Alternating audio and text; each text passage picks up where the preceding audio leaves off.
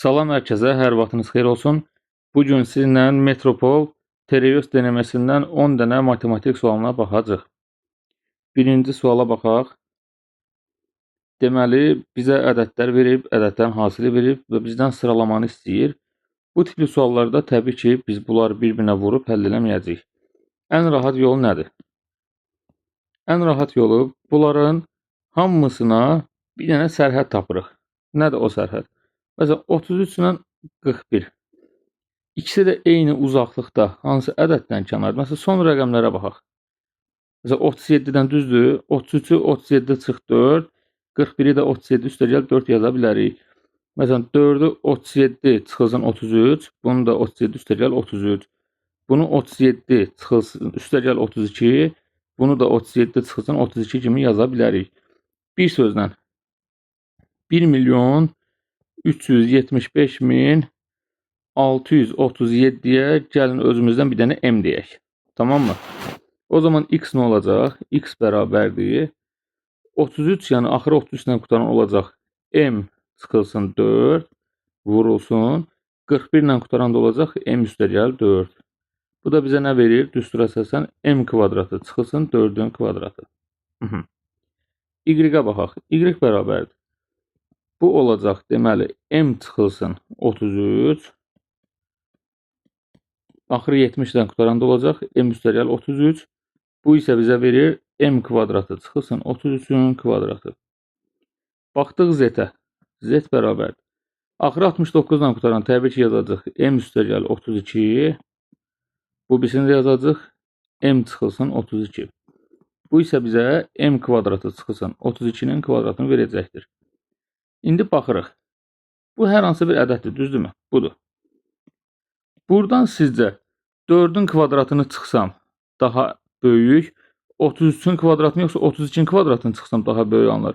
Təbii ki, nə qədər az çıxsam o qədər böyük alınır da, düzdürmü? O zaman buradan da belə bir nəticə çıxırıq ki, x böyük olar z-dən, o da böyük olar y-dən. Hardadır? Y bəndir. Keçdik ikinci sualımıza. Deməli, A çıxılsın 4 ilə B üstəgəl 4 aralarında asılsa, yəni qarşılıqlı sadə ədədlərdir. 8A çıxılsın 11B bərabərdir 76 olarsa, AB hasili neçədir? Uşaqlar, bu tipli ifadələrdə yerinə qiymət qoyub tapmaq ən rahatıdır. Ən rahatı. Bir də uzun-uzadı əllə eləmənin yeri yoxdur. Məsələn, B-yə qiymət verək. B-yə 1 versək nə olacaq? 8A çıxılsın 11 bərabərdir 76. Bu da neçə verəcək? 8A bərabərdir 87. Təbii ki, 87 8-ə bölünmür. Ona görə deməli, B 1 deyil. B-yə 2 verək. 8A çıxılsın 2 dəfə 11, 22 bərabər 76. 8A bərabərdir neçə eləyəcək? 98. Yenə də 98 8-ə bölünmür. Deməli, B-miz 2 də deyil.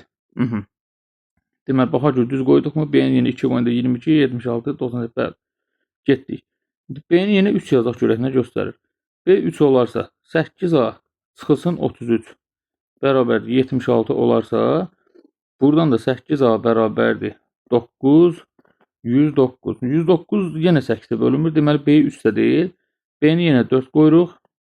B-ni yenə 4 qoyanda 8A çıxılsın 44 bərabərdir 76. 8A bərabərdir 120. A da bərabərdir 15. Deməli, B-miz 4-dür. A 15-dirsə, baxaq görək. Təbii ki, B-miz də 4 oldu. Baxaq görək, bunlar həqiqətən aralarında asal, yəni qarşılıqlı sadə ədədlərdirmi? A-nı yenə 15 qoydum. Bura elədi 11. Bura elədi B üstəgəl 8. 11 ilə 8, bəli, qarşılıqlı sadə ədədlərdir. Qarşılıqlı sadə ədədlər nə deməkdir? Ortaq bölənlər ancaq 1-dir. Bir sözlə, AB-ni bizdən soruşdu. AB nə idi? A 15, B 4, cavab elədi 60. İndi baxaq görək. Bizim üçüncü sualımız nədir? Üçüncü sualımız faktorial sualı. Demək, n sıfırdan böyükdür. N üstəgəl 3 faktorial bölünsün. 2n plus 1 faktorial bərabərdir 21. Bu faktorial nöqtələr yaddan çıxıb n bizdən soruşur. Uşaqlar, məhsullu faktoriallarda nə demişdik? Böyüyü azalda gedirsiniz. Böyük də burada hansıdır? Təbii ki, n üstəgəl 3-dür. Biz də böyüyü azaldırıq. Nə tər azaldırıq? 1 çıxa-çıxa. Yəni n üstəgəl 3-ü vurursan n üstəgəl 3-dən bir dənə aza, yəni n üstəgəl 2-yə, sonra vurursan təzədən n üstəgəl 2-dən bir dənə də aza, n üstəgəl 1-də saxlayırsınız. Saxlayanda da axırıncıya faktorial qoyursunuz.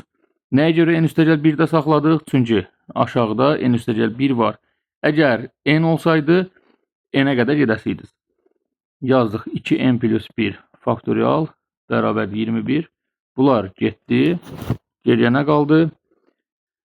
N üstəgəl 3, n üstəgəl 2 bərabərdir 2 dəfə 21-dən 42. Buradan da açıq aydın görsənir ki, 42 olması üçün həmişə nə götürürük? Demək olar ki, 6 ilə 7 götürürük. Bunda 6 ilə 7 olması üçün n-imiz neçə olacaq? 4 olacaqdır. Cavab oldu daşkəsən. Baxdıq 44-ə.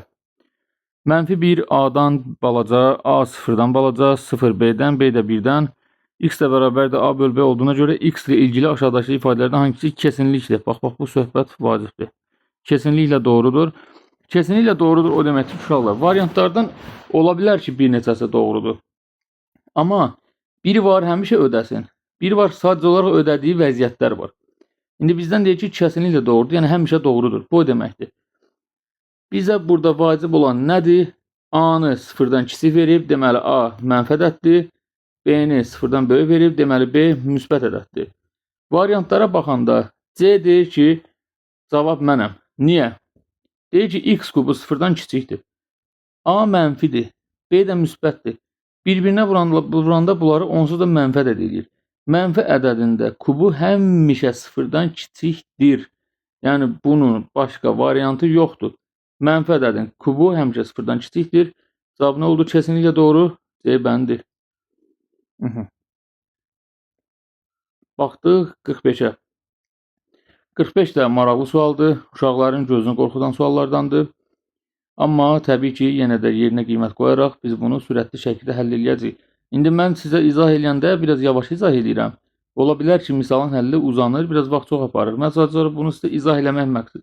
İzah edirəm deyə, məqsədim budur deyə. Misal uzun olur. Əslində bunu imtahanda uzağı 30-40 saniyə həll eləmək olur. Yəni özünüz həll edə bilərsiniz. Deməli, S çoxluğunu verib 1-dən 9-a qədər rəqəmlər, ədədlər də deyə bilərik. ABCD daxildir S-ə və ABCD-nin bir-birinə bərabər deyil. AB-ni 9-a böldüm, qalıq 7 qaldı. Bunu açaq tökək. 9 dənə A üstəgəl 7 bərabərdir AB-yə. AB-ni da bütün respublika bilir ki, nə tər açılır? 10-a üstəgəl B kimi açılır. 9 A-nı atırıq bunun yanına, elədi bir dənə A plus B bərabərdir 7. Deməli, AB 7 olmalıdır toplamı. Baxırıq. Əlimizdə buradakı ədədlər var, rəqəmlər var. Bu rəqəmlərin toplamı 7 eləyən nə var? 1, 6, 6, 1.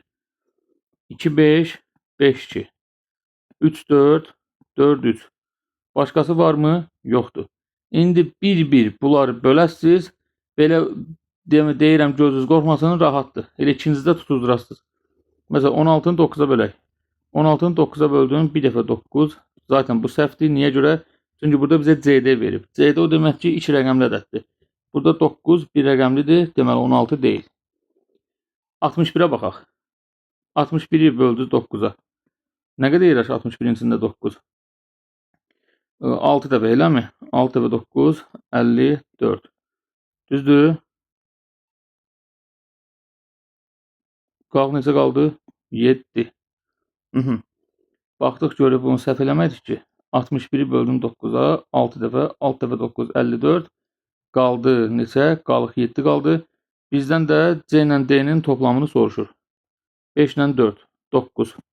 İndi hardan bildik cavab 61 ödəyir? Uşaqlar, bizə burada şərt verib. Şərt də nədir? Deyir ki, A, B, C, D bir-birinə bərabər olmasın. Baxırsınız 6, 1, 5, 4. Bunlar bir-birinə bərabər deyil. Düzdürmü? Bərabər deyillərsə və qalıq dəqiqədən 7 verirsə, deməli CD 54-dür, yəni C 5-dir, D 4-dür, toplamı 9-dur. Ola bilər ki, 25 də ödəsin, 52 də ödəsin, yəni ola bilər belə bir şey. Amma yenə də harada baxsan C ilə D-nin toplamı 9 eləyəcəkdir. İnanmırsınız, 25-i yoxlayaq. 25-i böldük 9-a. Nə qədər edir? 2 dəfə 9, 18, qalıq 7 qaldı, gördünüz, 1 ilə 8 toplamı Yenə də 9 eləyir. Bu şərtə əsasən, əgər bunlar heç biri bir-birinə bərabər deyilsə, o zaman cavab C ilə D-nin toplamı 9 olacaqdır bütün variantlarda. B bəndi. Baxdıq, təbii ki, belə çətin sualların arasında bir dənə asan sual olmalıdır. Adi kəsir sualdır. Deməli, ilk öncə dədə-baba qaydasından gedək. 3-ü 6 bölünsün. 2 kimi yazaq, 1-i də 4 bölünsün. 4 yazaq. Getdik. 1 üstəgəl mənfi 1-dən 6 çıxdın, 5 elədi. 2-lər qaldı. 3-dən 4 çıxdın, mənfi 1 elədi. 4-lər qaldı. Bölünsün 5. Sonra mənfilər təbii ki, getdi burada. 5 dəfə 4, 20 bölünsün 2, 10. Buraları uşaqlar yəqin ki, eləyə bilirsiniz də. Bölünsün 5. Birinci üstünə 10 gəlib, 11-i 5-ə bölün, elə biabırçı hərəkət eləməyin də. Birinci bölmə olunur. 10-u 5-ə böldünüz. 2 üstünə 1 gəldin, 3 elədi. Cavab C bəndi. Baxdıq 47-ci suala. Bu 47-ci sual artıq özünə hörmət edən bir sualdır. Teriyosun çətin suallarından biridir. Amma nə qədər çətin olsa da əlimizdə asandır. Getdik. 5 bölü 6, 6 bölü 7, 28 bölü 29 bərabərdir A. 47 bölü 6, 55 bölü 7, 231 bölü 29 ifadəsinin A cinsindən dəyəri kaçdır? Buna da bir dənə B deyək özümüzdən. Deməli, uşaqlar, bu tipli misallarda çalışırıq ki, bu ikinci hissədən, bax bu ikinci hissədən, birinci hissəni alaq. Yəni, 47 bölü 6-dan biz nətərsə 5 bölü 6, 55 bölü 7-dən 6 bölü 7, 231 bölü 29-dan 28 bölü 29 almalıyıq. Oldu. Nətər eləyərik? Təbii ki, parçalama ilə. 47 bölü 6-nı belə parçalayıram. Bax, bu formada parçalayıram. 5 bölünsün 6 üstəgəl, baxın. 47-dən 5-i 7 neçəsi qaldı? 42 qaldı. 42 bölü 6 kimi parçaladım. Gördünüz? Yenə də 47 bölü 6 eləyir. Nəyə görə belə yazdım? Yuxarıda 5 bölü 6 var deyə. 55 bölü 7-ni belə yazıram. Deməli. Belə yazıram. Başda da var. 6 bölünsün 7. Bunu isə 49 bölünsün 7 kimi parçaladım. 231 bölü 29 isə belə yazıram. Deməli, 28 bölü 29 üstəgəl. Deməli, 203 bölünsün 29 kimi parçaladıq. Tamam mı? Bunu bu formada yazdıq. İndi bizim burada eləyəcəyimiz nə var? Biz burada nəyə fikir verdik? Görürük ki, 6'da 7, 6'da 5, 7'də 6, 29'da 28'i bizə A verib. Düzdür?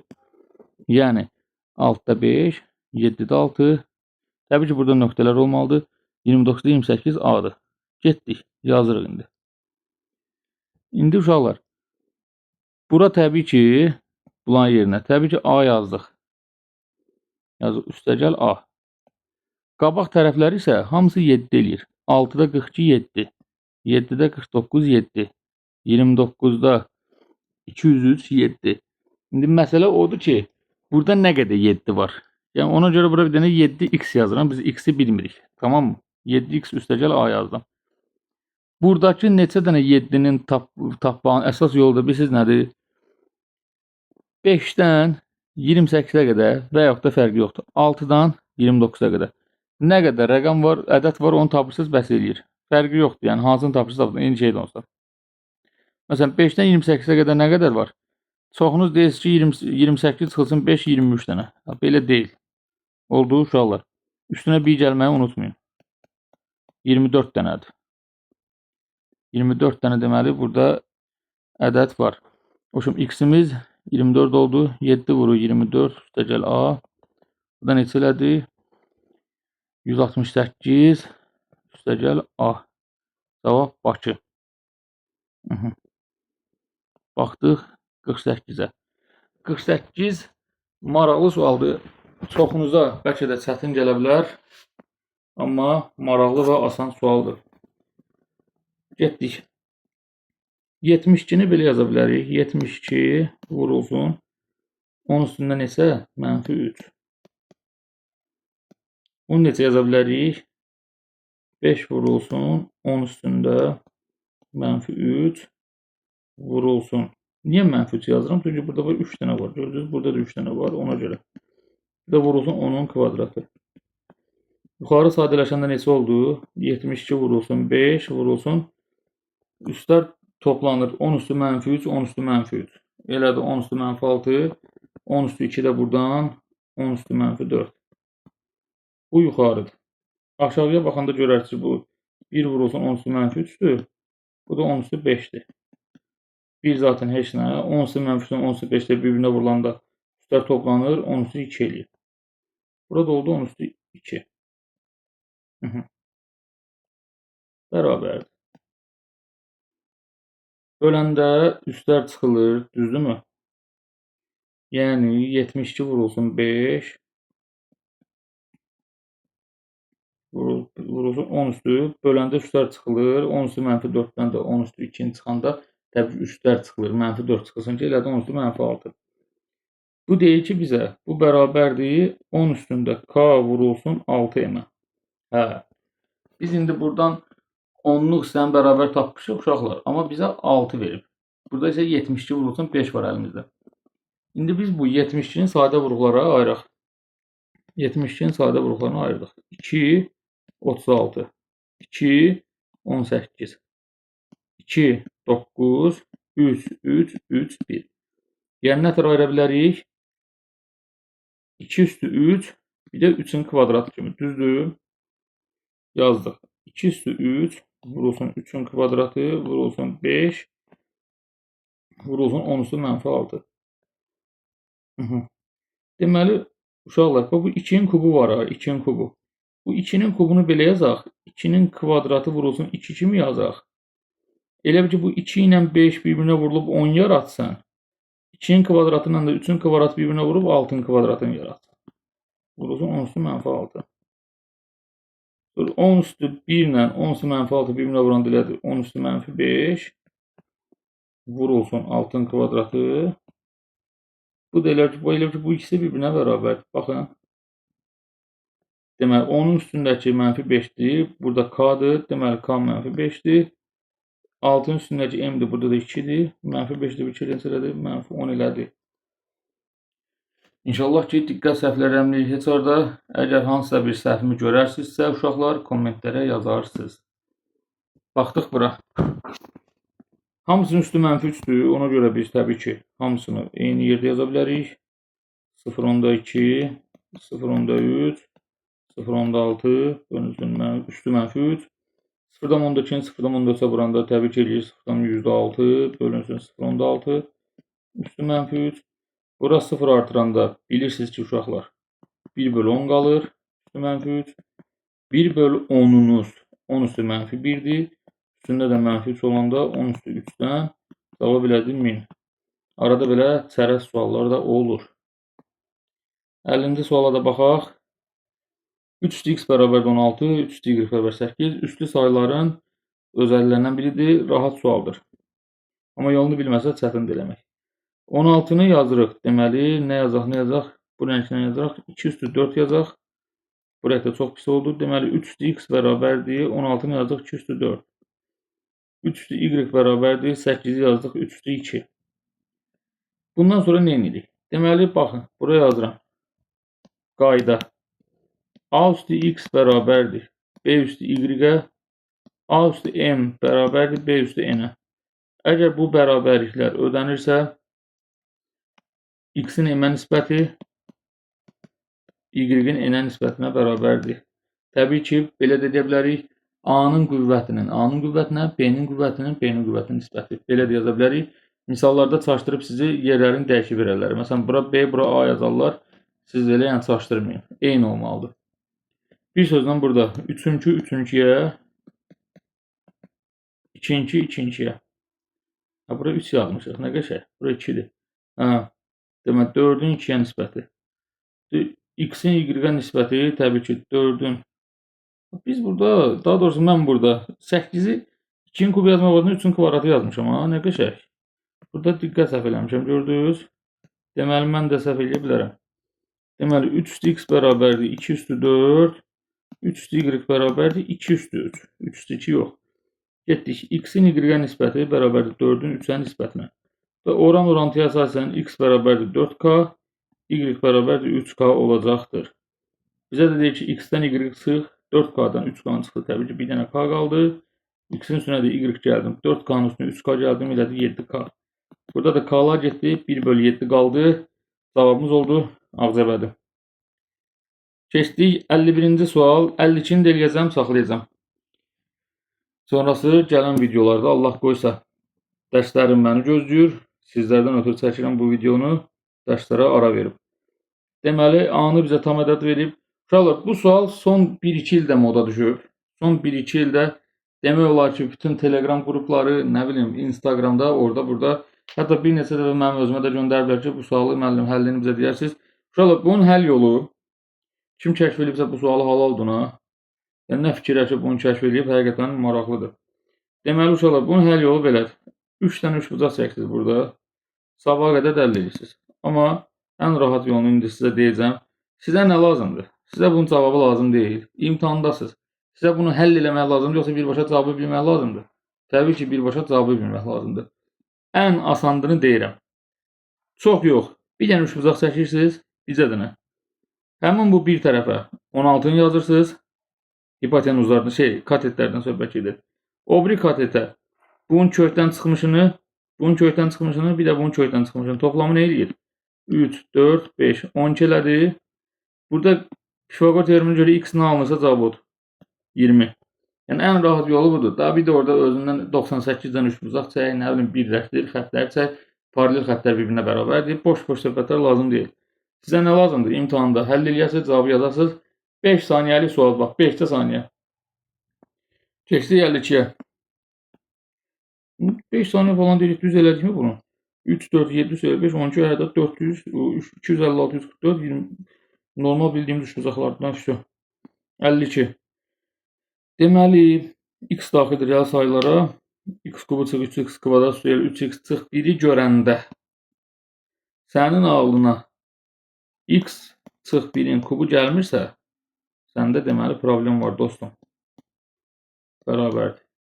Bunu da görəndə ağlına 2x çıx 1-in kvadratı gəlmirsə, deməli səndə yenə problem var dostum. Yazdıq. X çıx 1-in üstü 12. 2x çıx 1 üstü 12. Hə. Əgər üstlər eynidirsə və cütdürsə, tutaq ki, A üzəri M bərabərdir B üzəri M-ə. Elə.